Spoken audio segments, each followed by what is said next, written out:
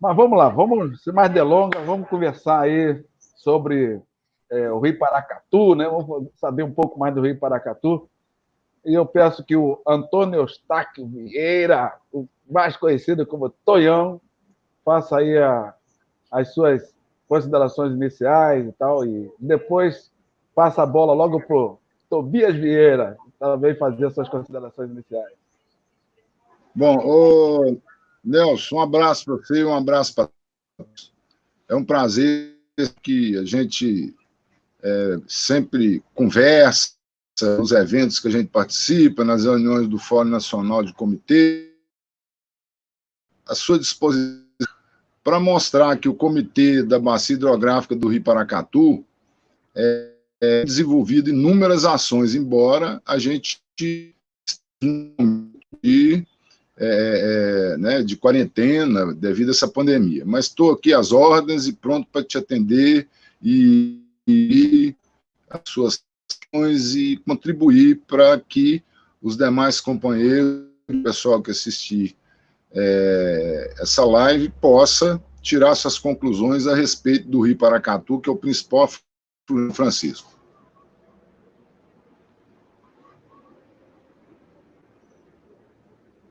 Bom dia a todos. Meu nome é Tobias, eu estou no Comitê de Bacias Hidrográficas do Paracatu como coordenador da Câmara Técnica de Outorga e Cobrança, e assim como o Tonhão falou, nós estamos ainda desenvolvendo muitas atividades pertinentes à regularização de uso de água. Nós, na nossa região, nós temos várias áreas de conflito por uso d'água, e mesmo assim, mesmo em tempo de pandemia, que estão todos aí isolados, cada um na sua casa, a gente está reunindo, fazendo essas reuniões online, mostrando quais seriam as melhores soluções para que todos consigam regularizar o uso da água, né? Aqui na nossa região nós temos muitos empreendimentos e o uso, a quantidade de gente que quer usar água é maior do que a quantidade de água disponível, né? Então, nós temos que avançar, mesmo com toda dificuldade, nós temos que avançar e não podemos deixar que uma pandemia ou uma quarentena nos impeça de discutir, de conversar, assim como nós estamos fazendo hoje, né? Vamos, que temos muito que avançar. Muito bem. Tonhão, conta aqui um pouco para a gente da sua história aí, essa larga história. Como é que você se aproximou dessa atividade que muito nos encanta, que é cuidar de rios? Nelson, eu sou um privilegiado. Com 12 anos, eu saí de Paracatu e fui estudar perto de Ouro Preto, no colégio interno, de Padre Salesiano. Depois do colégio interno, em 1976, eu fui morar em Belo Horizonte. E lá eu conheci uma comunidade hinduísta. Nessa comunidade hinduísta, que chama Missão Ramakrishna, eu fui praticamente iniciado na militância, no ativismo, né? E de lá para cá, essa questão só foi fortalecendo mais e mais. E depois disso, eu conheci uma turma em Paracatu que fundou o movimento de Paracatu em 1987, quando eu voltei para aqui, né? E de lá para cá, nós temos procurado desenvolver várias atividades pelo Movimento Verde Paracatu, que é no sentido de gestão de projetos sociais, socioambientais, e também participando da Política Nacional de Recursos Hídricos através de vários colegiados. Tobias, conta aí também como é que você se aproximou disso, depois a gente volta lá no Tonhão. Tá. Eu me formei com engenharia, no curso de engenharia ambiental, e logo que eu formei, eu comecei a acompanhar. Claro que na minha vida toda eu acompanhei meu pai em todas essas reuniões, todos esses conselhos, comitês de bacia, INCOBs, né, que a gente consegue amadurecer bastante, participar de muito curso. E logo após a minha formação em engenharia ambiental, eu me especializei em gestão de recursos hídricos. Foi onde eu me aproximei mais ainda de questões coletivas, né? Eu gosto muito do tema, quando a gente fala em reuniões, quando a gente fala em plenários, eu fui me aproximando desses plenários e cada vez mais participando. E aí, quando eu tive a oportunidade em 2007, eu muito novo, tive a oportunidade já de participar como membro, como conselheiro, né? Então, assim, as coisas foram caminhando. Aí cheguei ao Conselho Máximo de Minas Gerais, que foi o Conselho de Política Ambiental, o plenário do Copan. Eu também participei muito novo e assim as coisas foram acontecendo, né? Chegou um ponto que dentro da minha formação, ainda fui usando todo o conhecimento para facilitar nas discussões.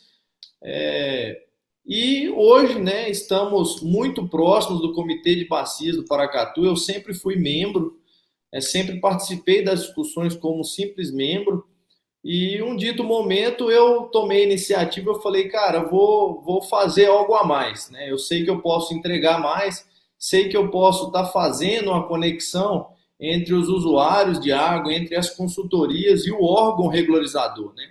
Nós sabemos que existe uma dificuldade muito grande desse contato, mas resolvi assumir a Câmara de Outorga e Cobrança. No começo foi um pouco difícil, um pouco desafiador, né? Mas eu vejo que hoje a gente está construindo bastante, avançando muito. Mas quando a gente fala, tenta arremeter no que é quando a gente tenta lembrar o que era o começo, né? O meu começo de carreira no Comitê de Bacia era mesmo quando a gente vê a pluralidade que existe dentro dos comitês, né? Muita discussão, cada um leva o seu ponto de vista, cada um vai em busca. E eu lembro que no começo tinham-se desafios enormes, né? Que ninguém, quando se falava em regularização de uso de água, o pessoal não concordava muito, queria fazer como era antigamente, fazia um decreto de 30 anos e fazia o uso da água. E hoje já não, né? Então, esse começo foi muito bonito. E hoje eu pretendo entregar, né, essa experiência que eu tenho, porque temos muito que avançar em Minas Gerais, né? Nós temos as áreas de conflito aí que são um desafio enorme. Aqui em Paracatu, para você ter ideia, nós temos mais de 15 áreas de conflito. Então, é bem desafiador. Pois é. E aí, Nel? A gente está aí com a audiência aqui do Almax, né, que a gente quer ver rapidinho aqui também junto com a gente, numa live especial. Então, seja bem-vindo ao Max. Aí, Tonhão, interessante que ele citou aí o meu pai e tal, né? Então, você bem conduziu um cidadão aí na linha da paixão pelas águas, né? Olha, eu acho, Nelson, que uma das maiores forças que existe no nosso planeta é o exemplo, né? Então, se você procura pessoa que caminha na retidão, as pessoas ao redor acabam aderindo àquela caminhada, né? E é o que a gente vê que no Brasil não está. Né? Nós temos outros problemas aí que não tem exemplo suficiente, é por isso que tem essa confusão, né? Mas é o papel que eu acho que cada um tem que fazer.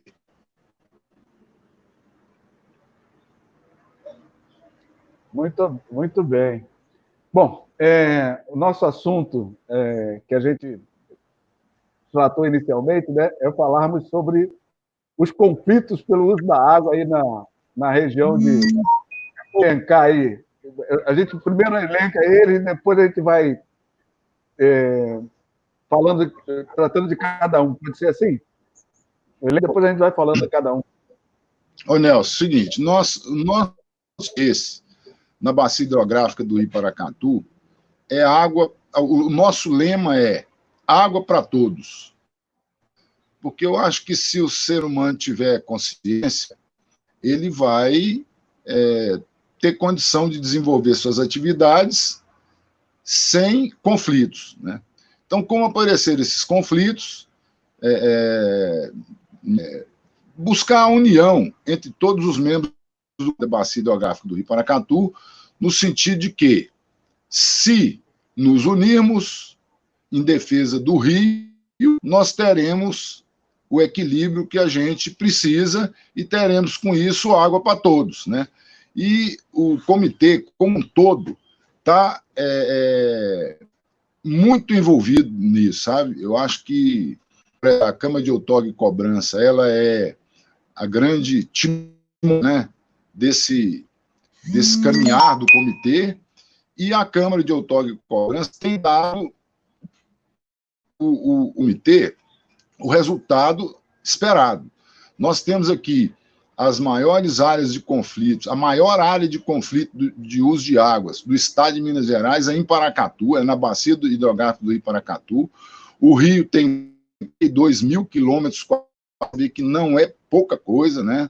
São 4.200.000 hectares, e é uma área de cerrado, né? A pressão sobre o cerrado é muito grande, e o Rio Paracatu, ele drena 26% das suas águas para a bacia do Rio São Francisco.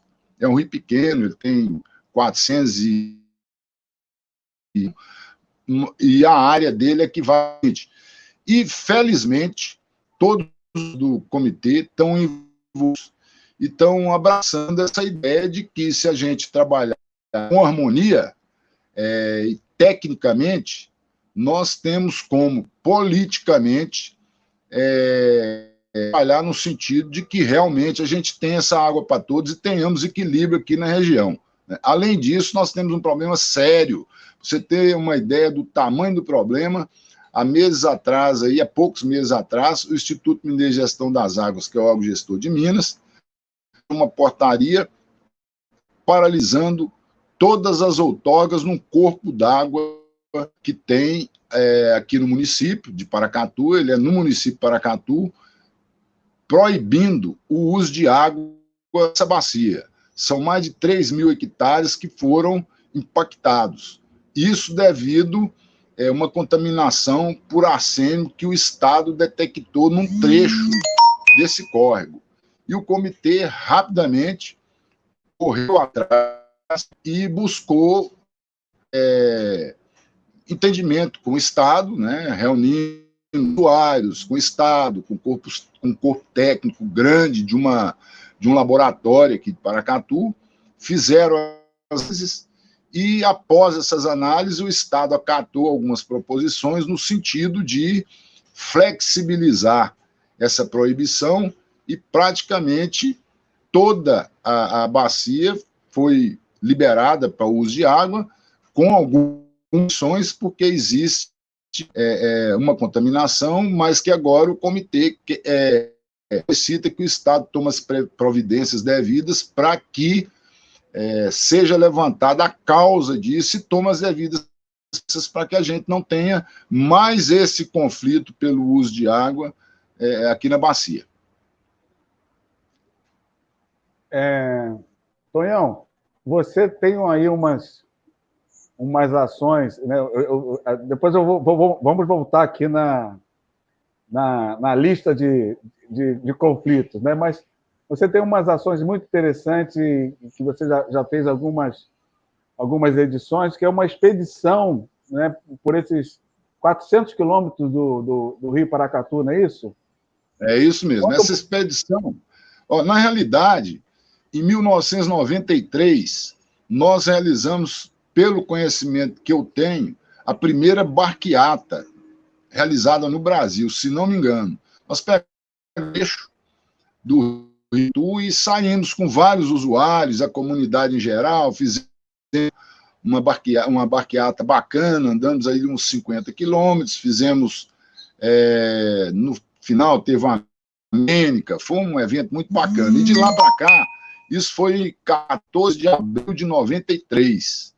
Nós, inclusive, criamos aqui em Paracatu, por lei, embora não seja comemorado aqui, o pessoal não dá muito valor nisso, mas nós temos criado em Paracatu o Rio, né? Foi dia 14 de abril de 93.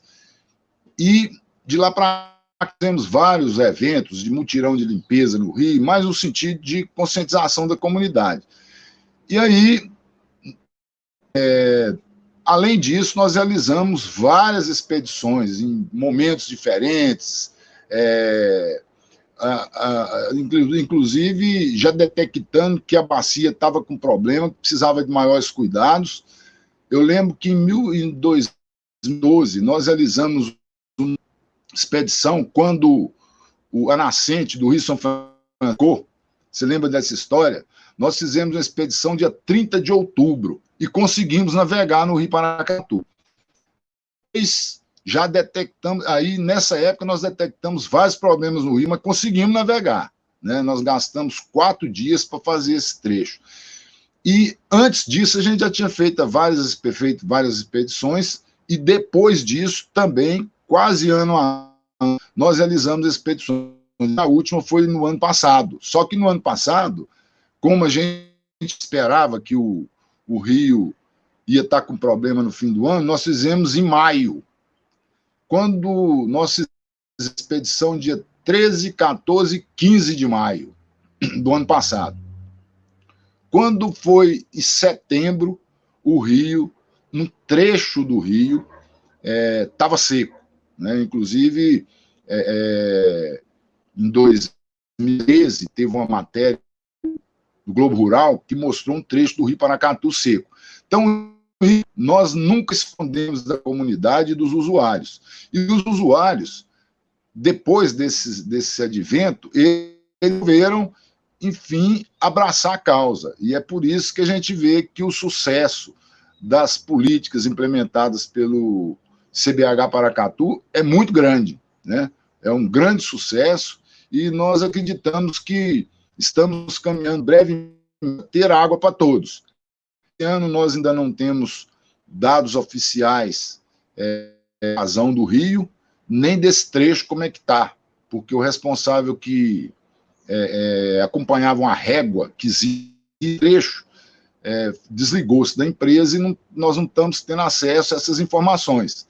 Mas temos algumas estações telemétricas instaladas no Rio Paracatu, principalmente uma na Foz, uma em Brasilândia, que é no meio do rio, e em Paracatu, aqui no Paracatu, na captação de água que abastece a cidade no Santa Isabel, onde ali a gente pode acompanhar mais ou menos como é que está o rio, e existe também essa nossa, com o órgão gestor, para instalar essas estações telemétricas em vários pontos do rio, porque nós entendemos que se você tiver dados, né, se você tiver números, nós podemos gerenciar a questão de recursos na bacia. Se você fica difícil, né? Sem dados fica difícil. Então, nós trabalhando nesse sentido. Mas eu volto a ressaltar que os membros do comitê, todos estão preocupados, querendo resolver o problema da questão de uso de água para todos na bacia do Rio Paracatu. Tobias, nos conta aí para a gente quantos membros tem o Comitê Paracatu? Bom, o Comitê do Paracatu, ele tem, se eu não me engano, são 40, né, Tonhão? Membros, 48 membros, 24 titulares, 24 suplentes. A Câmara, e nós temos várias câmaras, dentre elas a CETOC, que é a Câmara mais atuante que tem no comitê, porque, logicamente, é uma bacia de muitos conflitos pelo uso de água. Então, a CETOC ela tem que se desdobrar, além de processos de outorga de grande porte, que quem avalia, primeiramente, a CETOC, e o comitê, depois da CETOC, e tirar suas conclusões, junto com os técnicos do Estado, empreendedores, passa para o comitê, e o que delibera em cima do que foi apresentado, fazendo, às vezes, emendas de condicionantes, de compensatórios, enfim. É isso que acontece. A Câmara Técnica de Outorga e Cobrança, ela tem 16 membros, né, sendo 8 titulares e 8 suplentes. A gente costuma dividir, né, as câmaras técnicas em 4 setores, né, poder público estadual, municipal, a sociedade civil e usuários.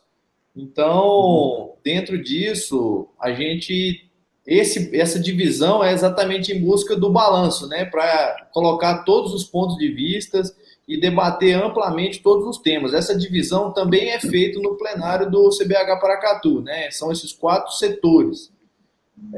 Quando a gente fala em área de conflito, Nelson, é importante a gente explicar o que é a área de conflito, né? Quando a gente fala área de conflito, não significa o literal da palavra, né? Não significa que existe de fato ali um conflito, uma briga. O fato é que existe uma vontade de usar água maior do que a água disponível.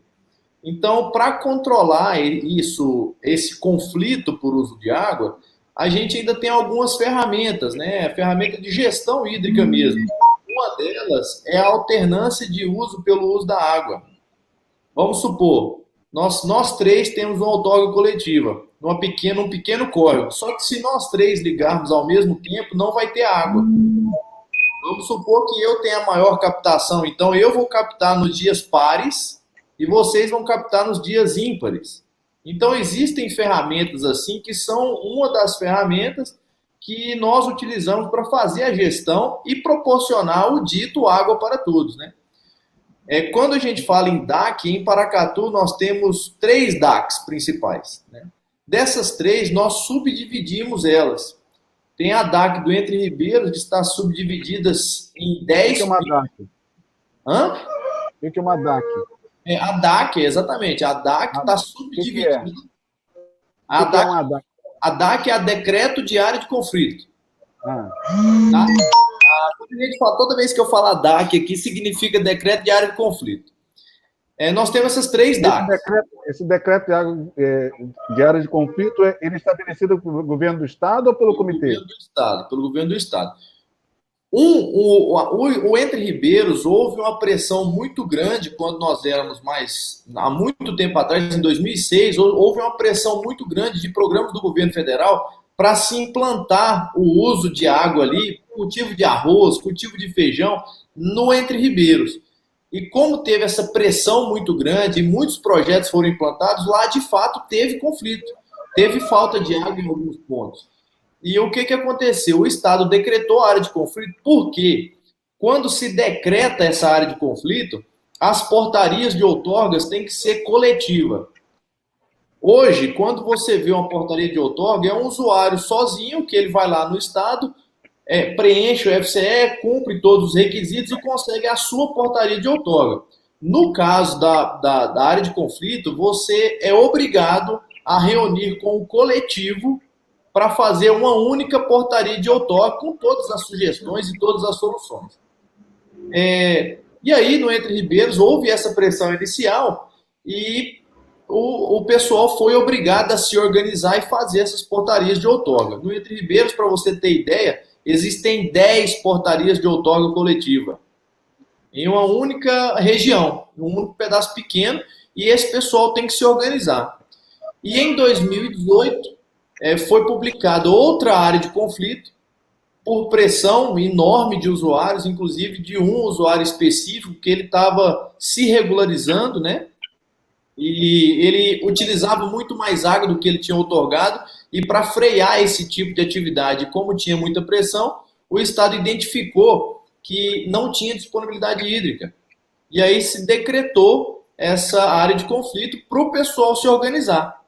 Nessa área de conflito, que é a 03 de 2018, 06 de 2018, eles subdividiram essa DAC em mais 7. Então, uma DAC, uma área maior, que é a Bacia do Escuro, foi dividida em 7. Essas 7, elas estão se organizando, as consultorias já estão trabalhando junto às associações, e saiu um novo decreto em Minas Gerais, no ano de 2019, obrigando esse pessoal a vir ao comitê para negociar toda e qualquer alocação de recurso hídrico. Mas por quê? Muitas pessoas perguntam, por quê? Para que isso? Porque o comitê, querendo ou não, ele é um ambiente neutro. Nós temos a Câmara Técnica de Outorga Urbanas, que é uma Câmara técnica e neutra. Então, nós temos que avaliar ali, de fato, se tem a disponibilidade hídrica ou não, se o pessoal vai conseguir fazer uma boa gestão, e fazer todos os acordos dentro disso, né? Então, o trabalho nosso que está sendo feito em torno dessas áreas de conflito é exatamente isso, chamar o pessoal para conversar e pegar orientações tanto do IGAM quanto das consultorias e fazer esse link, né? Nós temos o papel de facilitar a vida do usuário, mas também facilitar com que o Estado tenha controle, né?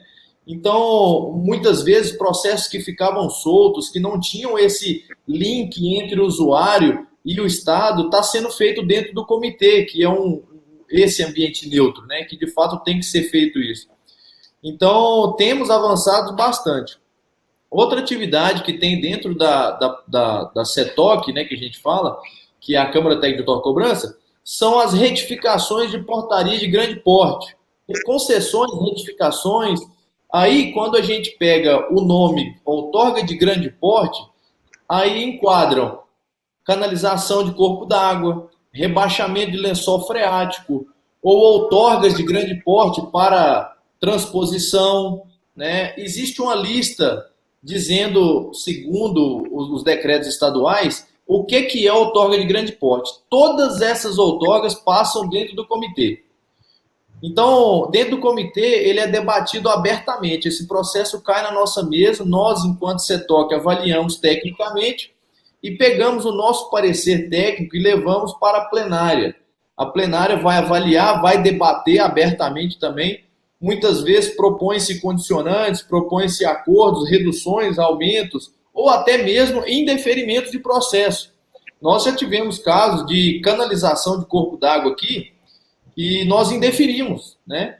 Uma vez que essa canalização ela tinha a intenção de fechar um córrego para se utilizar aquele buraco do córrego como uma área de drenagem. Então não tinha condição de fazer essa intervenção. E nós indeferimos, o Estado acatou e o empreendedor vai ter que se adequar. Interessante é o seguinte, vocês estão trazendo para o nosso conhecimento, de uma forma geral, alguns elementos que, por exemplo, aqui no Rio de Janeiro não tem, né? Esse decreto de conflito, para ser sincero, eu nunca tinha ouvido falar, estou ouvindo falar aqui agora pela primeira vez. Né? Então, isso, na realidade, essas realidades são importantes para que a gente tenha uma visão mais ampla, né, das realidades locais, né, e a ver até como é que a gente pode trabalhar isso. Agora, eu fiquei curioso de saber como é que qual o tamanho da mobilização e da interação da sociedade com o comitê. O comitê é conhecido? Como é que você avalia isso? Então, Nelson, eu entendo, só um adendo, quando você fala de pluralidade, né, dessas diferenças das regiões, essa regionalidade, aqui na Bacia do Paracatu, eu acho que nós somos a região mais, digamos, que tem a maior diversidade de empreendimentos. Para você ter ideia, nós temos mineração de grande porte, a céu aberto, nós temos mineração subterrânea de grande porte, nós temos rebaixamentos de lençol freáticos gigantes, nós temos essas áreas de conflito, que são áreas com muita pressão agrícola. Então, aqui nós temos uma diversidade de empreendimentos muito grande. E quando a gente fala, né, de interação dentro do comitê, eu digo que o Comitê do Paracatu ele é muito conhecido e muito respeitado, não só pelos usuários, mas também pelo Estado, né? Quando nós estamos à frente de uma Câmara Técnica, ou até mesmo o Tonhão pode falar mais sobre isso, quando está à frente do comitê, por mais que muitas vezes para algumas pessoas não pareça, mas o comitê tem uma força muito grande com o Estado. Um simples e-mail a gente consegue ter uma resposta que uma consultoria não conseguiria, que um próprio usuário tem dúvida e não consegue ter isso esclarecido. Nós conseguimos ter uma força muito grande, né? E quando a população vem até nós, eles vêm com um conhecimento muito grande, ou seja, todo mundo está acompanhando o comitê de perto. A gente vê que muita discussão na rádio, quando acontece alguma reunião mais importante e somos entrevistados, o que a gente recebe de mensagem, o que a gente recebe de telefonema, até para conversar, é muito grande. E, cara, quando você trata de um assunto delicado como é água, com certeza o pessoal vai se interessar. Nós passamos por um período de 2016, 2017 de extrema escassez de água. Paracatu, a cidade de Paracatu, ficou 3 meses assim, falta água, tem água. 3 dias sem água, um dia com água. Depois ficou 3 meses, alguns bairros ficou 3 meses sem água. Então, realmente foi um período difícil que trouxe os olhos de todo mundo para dentro do comitê. Então, o pessoal quer participar, tem... Isso a gente fala que o pessoal quer participar, não é só aquele grande usuário, a grande mineradora, não, tem pequenas pessoas, tem pequenos usuários, aquele cara que tem uma chácara, aquele cara que tem um pivô, ele está participando, ele está ali dentro.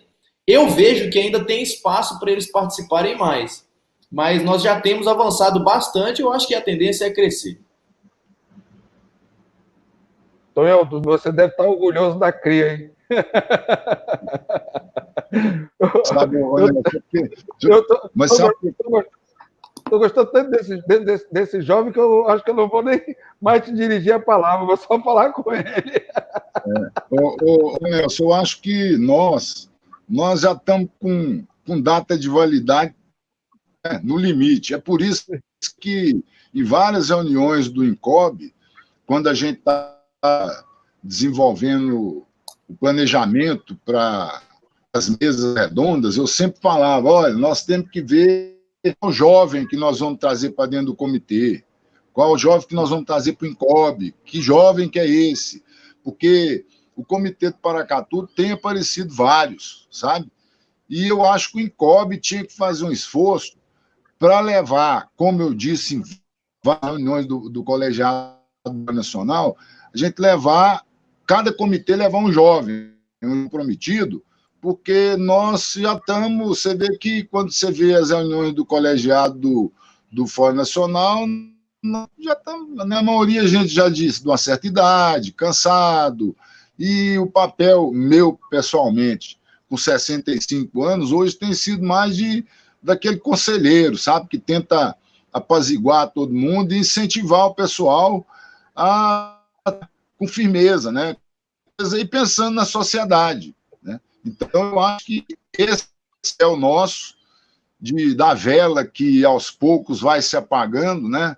Mas para tentar deixar alguma coisa dada, porque está nas nossas mãos, a nossa experiência, a nossa vivência é fundamental. Agora, essa turma nova aí que vai resolver essa questão técnica, nós estamos lá para bater o martelo ou não, e eu queria aproveitar, Nelson, dizer o seguinte, o Comitê do Paracatu, considero a totalidade dos seus membros comprometidos, sabe? A totalidade. Nós temos aqui, inclusive, só para citar a diretoria do comitê, é o Adson, não sei se chegou a conhecer, ele foi no último INCOB, ele é o coordenador da Câmara, da Câmara Consultiva Regional do Alto São Francisco, ele é do CBH São Francisco, é o secretário nosso, gente muito boa, companheiro. Temos Alexandre Starni, que é o junto também, é técnico gabaritadíssimo também, e temos outra pessoa muito gabaritada, embora seja mais calado, não seja tão presente igual esses outros, que é o Denis, vice-presidente. Ele, inclusive, foi funcionário da Caritas no passado, aquela Caritas que fazia trabalhos sociais com a comunidade, sabe? E hoje ele é secretário de Meio Ambiente de Lagoa Grande.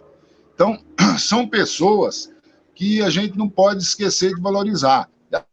Tem vários, os membros da CETEC, técnicos com muita experiência, e é por isso que caminhando, né? E também porque o pessoal, depois da gente falar tanto, né, resolveu abraçar o rio, porque senão vai todo mundo afogar sem água, né? Ó, o Almax falou para você pegar um pano aí para enxugar a barba, que tu babou a barba toda. Eu não falei aqui, mas eu gostaria também de agradecer a participação aqui da Yara Nagli, que tá nos acompanhando aqui. Muito, muito bem-vinda. E use e compartilhe esse vídeo, tá bem? Tobias, eu quero aproveitar para dizer uma coisa interessante. No último INCOB, tivemos uma oficina da juventude. Essa oficina da juventude demandou uma frente chamada Rede Nacional do Fórum da Juventude em Recursos Hídricos. Então, essa rede hoje, eu vou trazer aqui o Marco Santana para falar sobre ela, mas é uma rede que vem crescendo de uma forma exponencial. Já temos adesão à rede de comitês de bacias hidrográficas, já temos adesão à rede de universidades, de ONGs. Então, é importante que vocês se apropriem dessa informação e abra esse canal para o envolvimento da juventude em recursos hídricos. Eu estou percebendo um dinamismo muito grande na atividade de vocês no Comitê do Paracatu, e isso tem tudo a ver com uma figura que a gente sempre encontra nos Incobes, né, vestido lá de São Francisco, que é o seu pai, né, uma figura marcante de todos os Incobes, ele tem essa postura, eu acho muito legal. Mas, Tobias, me fale mais aí sobre as atividades de vocês, principalmente essa relacionada à comunicação com a sociedade. Você falou aí de ligações com rádio, essas coisas todas. Como é que vocês, no comitê, transmitem isso para a sociedade? Vocês têm uma fanpage, vocês têm o site de vocês? Quais os instrumentos que vocês têm usado para a comunicação das atividades do comitê para com a sociedade? Então, Nelson, na verdade, o nosso grande parceiro aqui é um radialista. Ele tem um programa que atinge o principal público que nós gostaríamos, né? Que é o público rural. Esse radialista daqui, ele, além desse programa na rádio, ele também tem um canal no YouTube. Então, sempre a gente dá entrevista para ele. E como eu te falei, o tema água e a falta da água ficou muito em voga ultimamente. Então, nós buscamos mesmo transparecer, passar todas as mensagens para ele, e não só para ele, tá? Eu não quero, não é exclusividade, mas todos... Vamos fazer um jabá aí. Quem é o radialista e tal, para a gente poder... O radialista é o Francis, ele tem um programa que chama Paracatu Rural.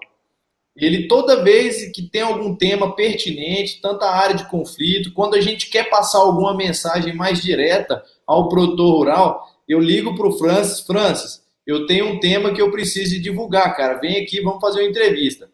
Outro tema interessante que nós tivemos também aqui em Minas Gerais foram os ditos piscinões. Né? Saiu-se um decreto do Estado onde obrigava todo mundo a fazer o cadastro dessas estruturas. Né? Para quem não sabe, o piscinão é um grande reservatório. Né? Eles constroem um reservatório numa área fora da preservação permanente, né? Fora dessa área, e vai jogando água dentro dele para fazer a gestão dentro da propriedade. E na época, saiu o decreto para os usuários fazerem esse cadastro, e nós tínhamos que passar essa informação. E eu liguei para o Francis, falei, Francis, vem aqui no escritório, nós precisamos de divulgar isso abertamente, porque o prazo é muito curto. Aí passou-se algumas horas, assim, ele me ligou, Tobias, eu estou indo aí agora, pode ser? Eu falei, pode, vem correndo.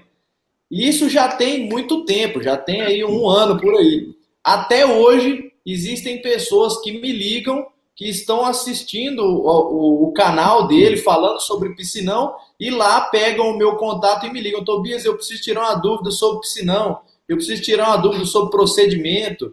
E assim, é muito importante que essas atividades, assim como a de vocês, de gravar, de fazer uma entrevista e colocar na rede, fique a longo prazo, porque sempre tem alguém nos procurando, sabe?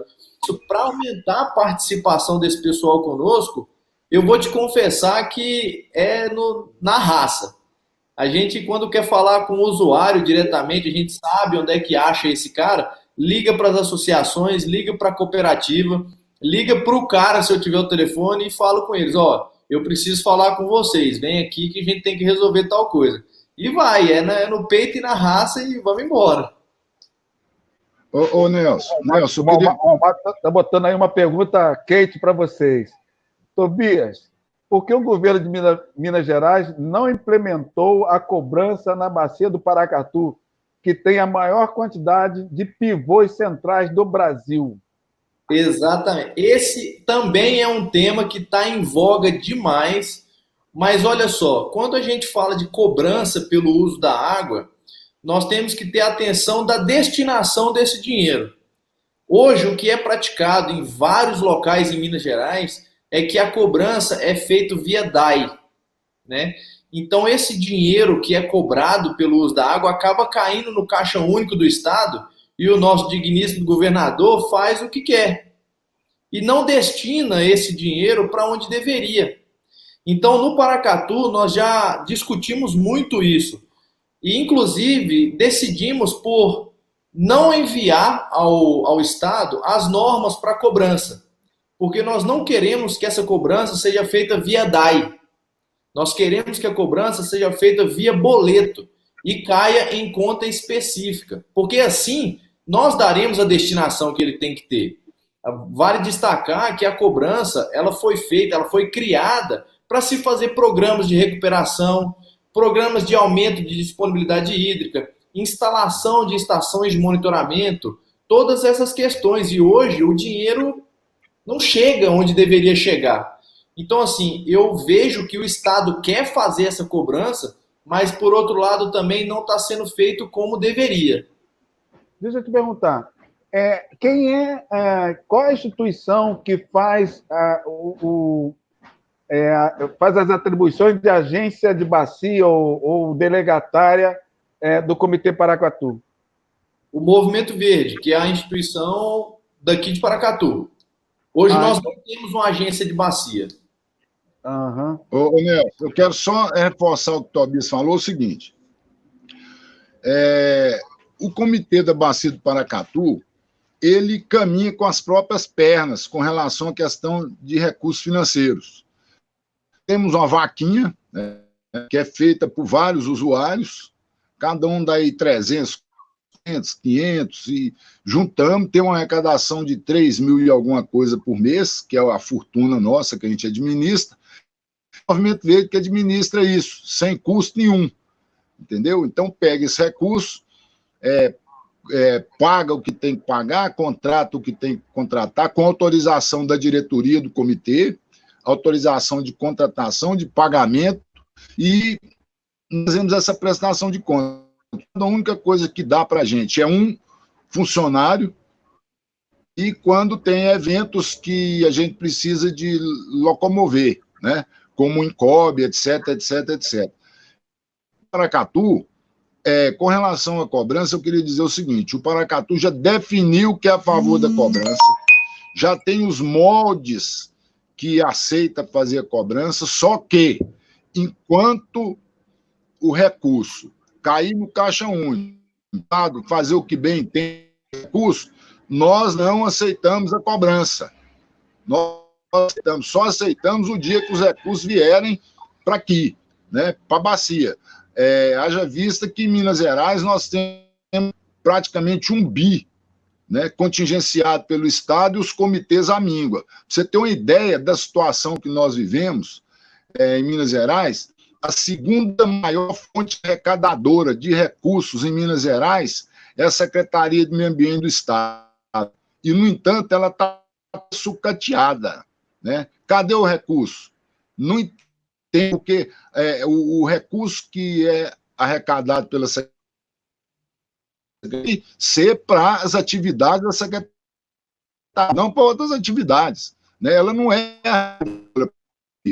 Nós não temos recurso, não é só aqui não, né? Em todos os comitês de Minas Gerais. Inclusive, eu sugiro você fazer uma live com membros de outros comitês para eles relatarem isso.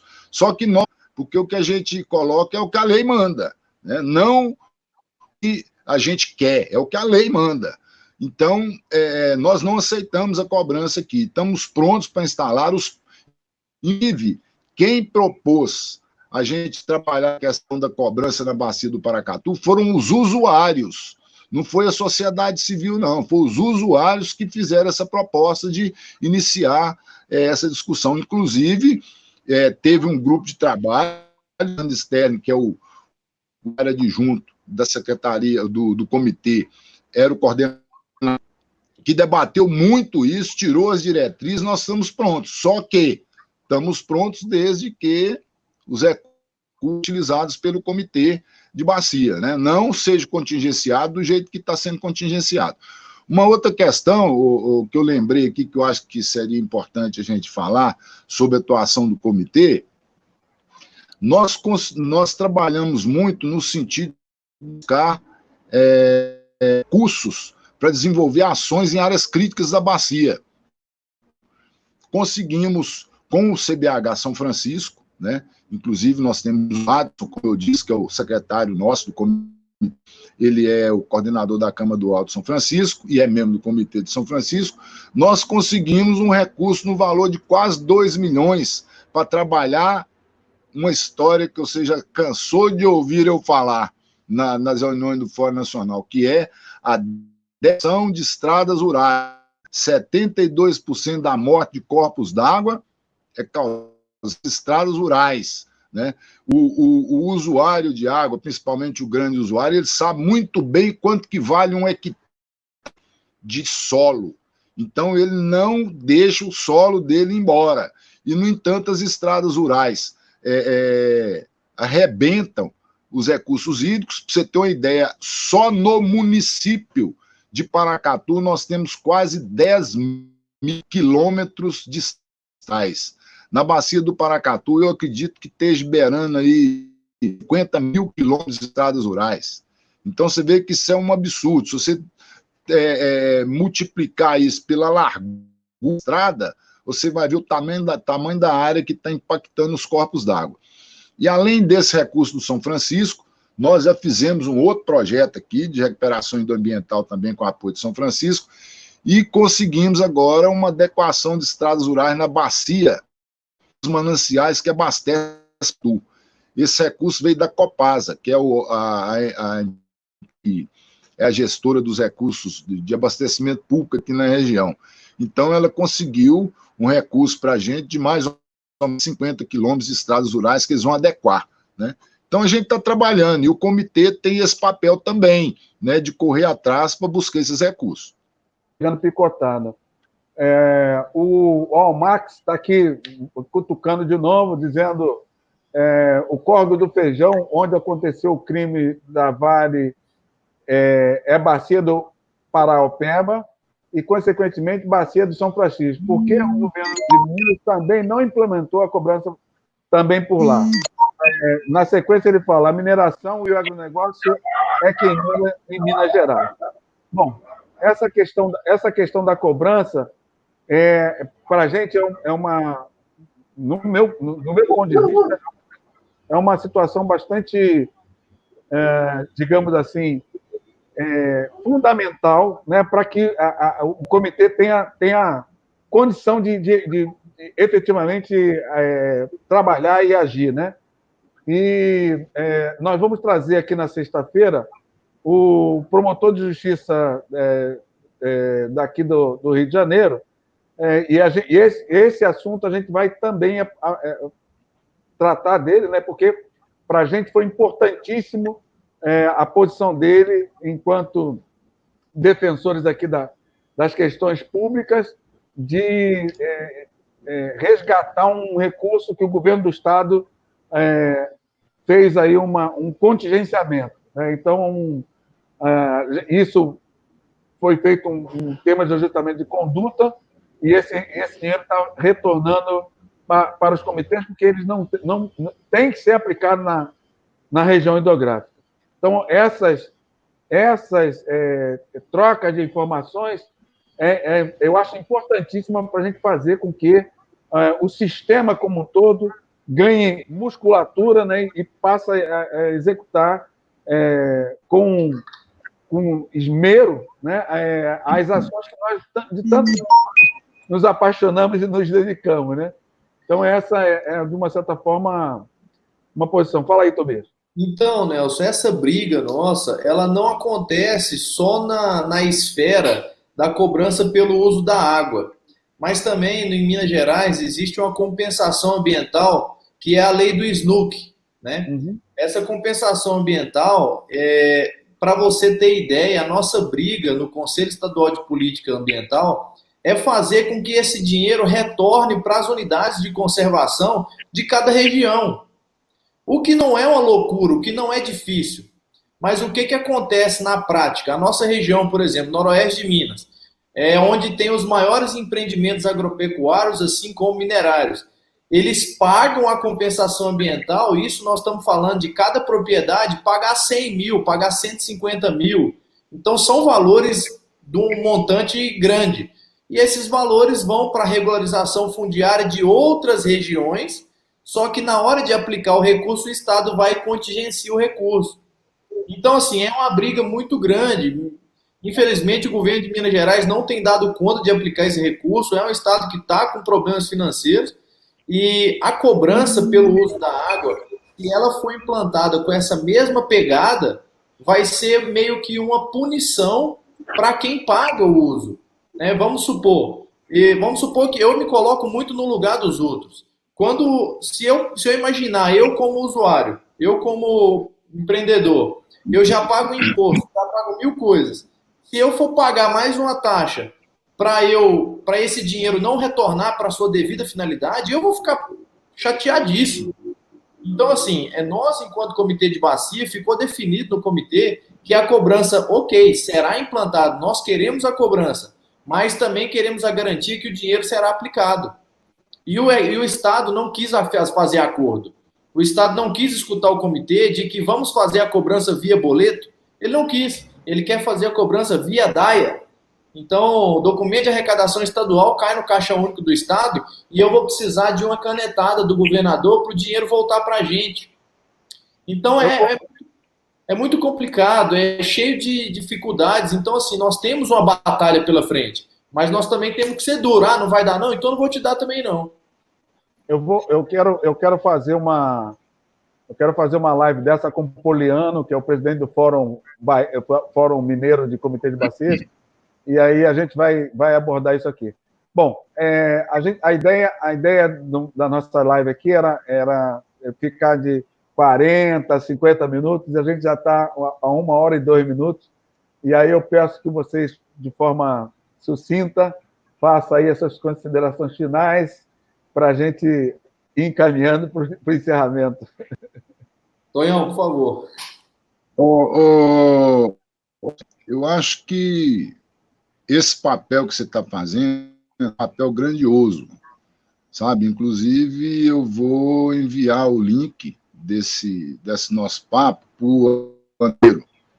Né? O Trigueiro, eu andei conversando pelo outro dia, e é uma pessoa que eu acho que pode contribuir com a gente. Eu até tentei trazê-lo aqui, mas não tem jeito. Falei, sem chance de eu ir para Aracatu. Né? Mas eu acho muito importante o trabalho que você está fazendo, utilidade pública, né?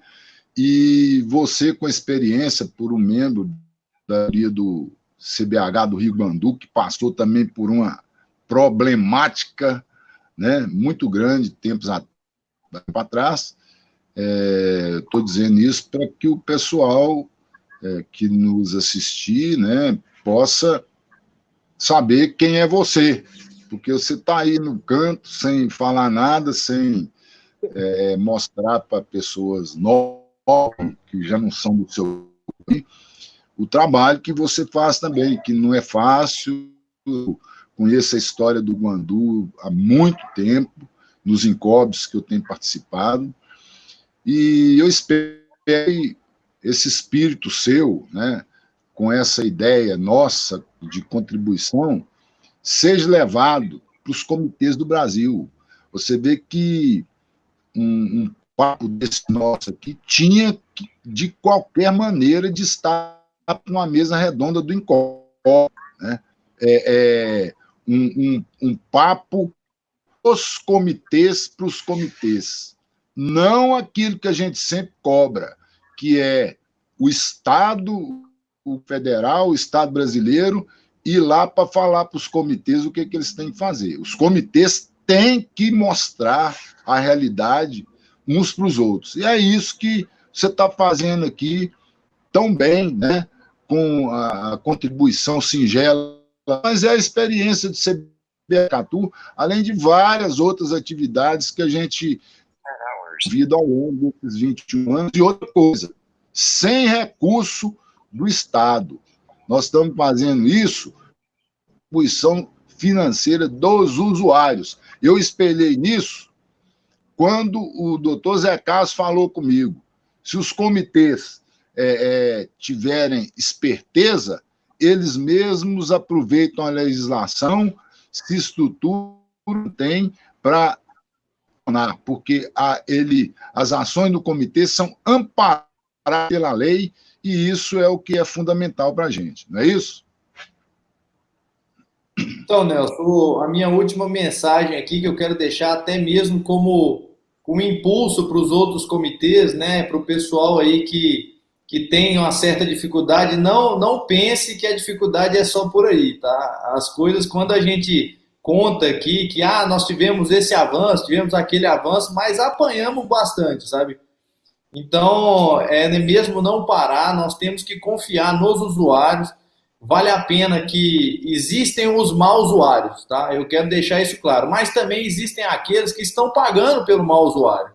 Então, o ideal é mesmo abrir o diálogo. Nós temos que lembrar que a palavra do século é colaboração. Enquanto tiver colaboração entre as partes, sociedade civil, Estado, usuário, nós vamos conseguir avançar. Então, eu quero deixar aqui uma mensagem de boa sorte para todos os comitês e que nós podemos até ser um exemplo, mas não foi fácil. Então, vamos em frente, que temos ainda muito que avançar. Bom, eu quero, por demais, agradecer a participação de vocês. Eu estava aqui esperando esse grande líder estar aqui junto com a gente no canal, que é o Tonhão, seu pai, né, uma pessoa que a gente tem um carinho muito grande e uma admiração pelo trabalho dele. Então, era muito esperada a participação dele aqui no canal Eu Cuido de Rios, porque o Tonhão é uma figura que realmente cuida de rios. Uhum. E aí ele fez uma cria que eu fiquei maravilhado de ouvir, né? Ele em todos os nossos encontros, né? Até porque no ENCOB, na versão passada, eu passei a ser o coordenador do grupo de apoio ao ENCOB, e seu pai fazia parte da nossa equipe, e ele falava muito, esse tempo todo que eu estive com ele lá, ele falava, meu filho, meu filho, meu filho, meu filho, meu filho, e foi um prazer enorme estar aqui te ouvindo. Ele te ensinou os caminhos perfeitos, e eu espero que você também ensine outros, né? Porque eu digo que o que me motiva a fazer esse trabalho que eu faço é os meus netos, mas não é só por eles, não.